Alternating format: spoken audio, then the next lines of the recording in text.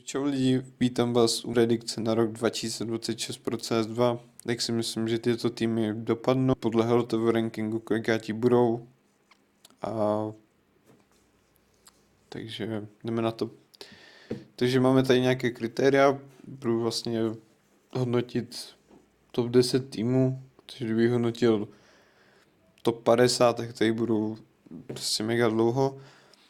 Tyto videa budu vydávat postupně a přidáme i tady nějaký český tým, který pomalu nikdo nezná. Takže tak. A samozřejmě mluvíme o Sinners. Samozřejmě už to není český tým, už je to mezinárodní, ale to si řekneme, proč už to není český tým. A proč vlastně jako bude to český tým, ale proč ho neuvidíme pravděpodobně na mistrovství České republiky. Tak. Takže teď si jdeme zhodnotit první tým dle HLTV rankingu. Ok, budu to brát podle HLTV, ne podle Valve rankingu. Takže jdeme na to. Takže první tým jsem si bral Vitality. Vitality jsou za mě nejvíc konzistentní tým. Na tier 1 scéně měli tam nějaké propady, ale nakonec se dokázali zvednout. V Budapešti předváděli skvělé výkony. Příklad Mezi. Prostě ten hrál za mě nad očekávání, popravdě. A Flamesy to samé. Zajvu byl takový upozaděný a Rose byl takový, že hrál dobře, ale prostě nikdo moc neviděl. A prostě Apex, všichni milujeme Apexe, ok, k tomu dát do komentáři nějaký komentář pěkný. Jako teď si představíme nějak ten tým, jak vlastně funguje a tak. Takže máme, jak jsem to vlastně zhodnotil já, jakože jak to vidím já, ten tým, nebo ty charakteristika, tak jsou nasledované. Takže máme tady Apexe, kterého máme samozřejmě všichni rádi. Za mě je to teďka aktuálně první až druhý nejlepší in-game leader. Vlastně dokáže ty hráče namotivovat, když se jim nedaří. Dokáže vlastně tam ukázat to srdíčko a vlastně, že miluje jako tu hru. I když můžeme vidět z nějakých jeho výroků, že moc jako nemá rád prostě ty, co si dělá na zadku a nic nedělají. Takže to nemá rád, je takový prostě motivační a dokáže tomu týmu je vynadat, když to potřebujou. Robs, já jsem si ho nazval jako takový tichý zabiják. Bych to nazval, protože je tichý, je to prostě zabiják a umí dobře hrát si CSko, nebo CSko, CS2 už teď.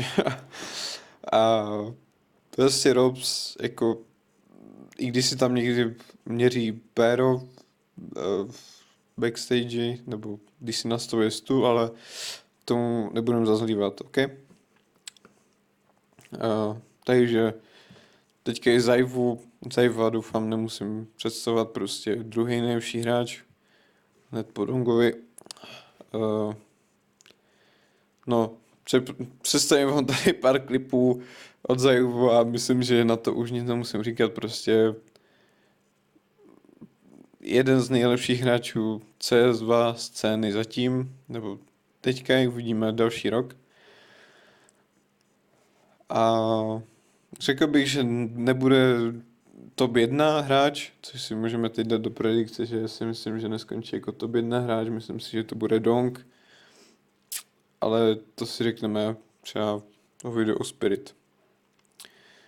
Takže Flamesy taky konzistentní hráč, který umí zahrát. Zase si tady ukážeme pár klipů. je to prostě dobrý hráč, umí zahrát dobré CSko, teda CS2 a prostě jo, má to zasloužené, když je to žije v zemi, kterou tady nemůžu říkat. Takže tak. Tak a teď jdeme na Messiho. Samozřejmě Messi, když za mě je to trošku méně viditelný hráč, to si řekneme na rovinu, ale furt má jako své kvality. Předvedl nám to prostě na Budapešti, ve finále dokáže ustát těžké momenty, což třeba takový Nico nedokáže, což jako musíme si objektivně říct, že prostě nedokáže ustát dobré momenty Nico. Ale mezi to dokáže, i když proti Vitality byla celá arena v Budapešti na Majoru, prostě ustáli to. Apex prostě namontoval svůj tým dobře a hráli skvěle CSko a Face se prakticky ničemu nedostali, no, za mě. Tak. A teď jdeme vlastně na můj a vlastně ještě tam máme kouče, ok, kterého nebudu číst, jenom mu řeknu Rémy. Je to takovej mega mysl Vitality, ok.